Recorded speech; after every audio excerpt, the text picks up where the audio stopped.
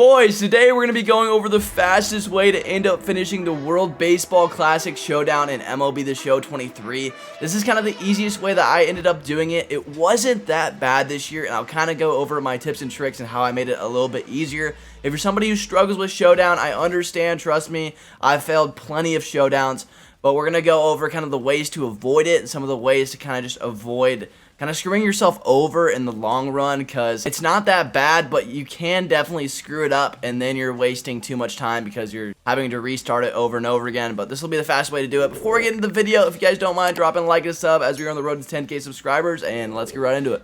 Alright boys, today we're going to be going over the fastest way to end up finishing the Showdown and kind of some Showdown tips for a lot of you new guys out there, or you're playing MLB The Show and you're kind of struggling with these Showdowns. These tips will end up helping you guys end up getting this done as fast as possible. I ended up already finishing the Showdown, and we're going to be talking about how I ended up doing it. And it's a really good way to end up getting some of those WBC cards. There's a lot of really good WBC cards you can get.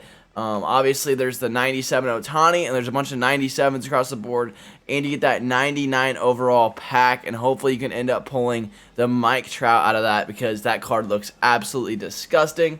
But first things first, we're going to go over a draft and kind of how I did it, and then I'm going to show kind of the end of my gameplay and some of the strats that I ended up doing to finish the program. So whenever you are doing a Showdown, the first thing that you're going to want to end up doing is you're going to want to make sure that you're drafting the best offensive stats out of everybody. It doesn't matter what position they end up playing. So if you have two third basemen that can hit really good, it's not going to matter because you aren't going to be playing defense. So for example, I'm going to take Luis Arias because he looks the best here, kind of all around guys. You want guys that can hit righties and lefties because you will see both. The closing pitcher for this is a reliever, so we'll talk about kind of my strategy for that in a little bit. But again, just drafting a lot of these. Yohan Moncada was really good for me. He's a switch hitter too, and I love switch hitters and these type of things. So just make sure you're drafting the best guys. We can get Byung-Ho Park here. He looks like he has some good pop. Trey Turner or Mike Trout. I'm going Trout here, but Trey Turner is not a bad look because he can bunt cheese as well. We get Miggy here, so that's a no-brainer. But just make sure you guys are drafting the best bats, so you're only looking at offensive stats. You can see Corey Seager is the best there, so we'll take Seager. Devers is really good. He's got a really good swing, so we'll take him. Now, whenever you're picking perks, this is what you're going to want to do. So my big thing in Showdown is whenever I'm playing these Showdown moments is I love to get the 2-strike perks and the ones that help you to get exit velocity whenever you are losing. And so exit velocity boost in 2-strike counts is really good. And so I'm going to end up picking that one. And one of the reasons I love doing this is because whenever you're grinding some of these challenges towards the end, is whenever you're facing those relievers and you have 20 outs to work with. I believe it's Camilo Doval is the final Showdown guy.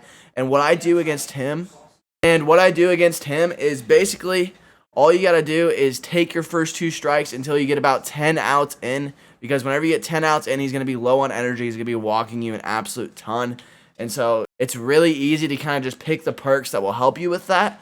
And if you're somebody who struggles with Showdowns, like I'm somebody who struggled a lot last year before I started to kind of figure out my way on the game, that is a great way to get through these Showdowns. And I know that you guys need to get those WBC points so you can end up getting those program stars and end up getting that program done. And so the best way that you're going to end up doing that is going to be by going through the Showdown. And whenever you're going through the Showdown, it's really simple. You got to take the best bats, and every single time, whenever you have out-of-position guys, like guys that are really good bats that can go in for anybody else, you're not going to be playing defense in these, so it's really easy to go through that and just kind of pick the best bat. So make sure you're just setting up your lineup for the best bats possible in every single scenario, and you'll be just fine.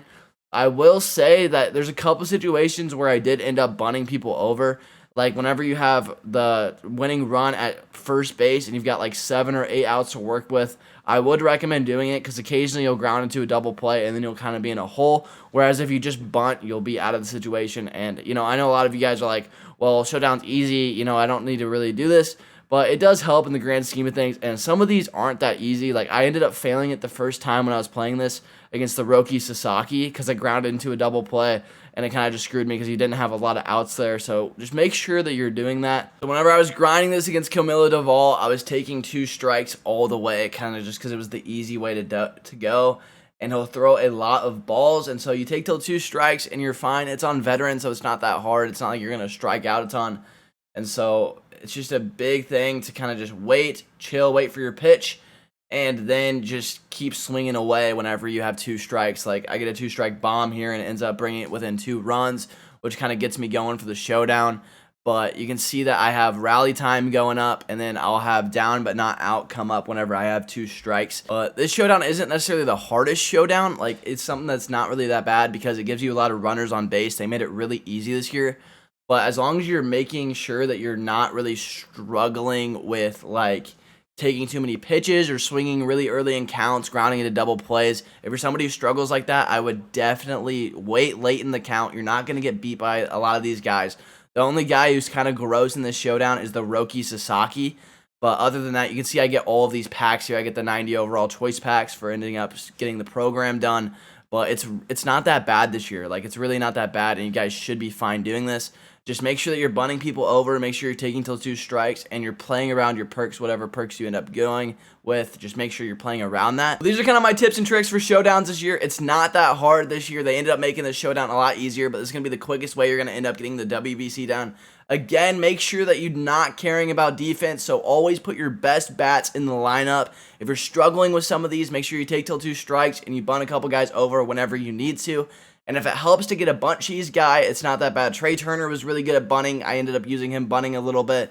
And then there's a couple of the Japanese players that have high speed and good bunting that I ended up using as well. So make sure you're kind of just using that to your benefit. If this video ended up helping you guys out, make sure that you guys drop a like and a sub, as I'd really appreciate it, as we're on the road to 10,000 subscribers. I'll talk to you boys later. Have a great rest of your day, and peace.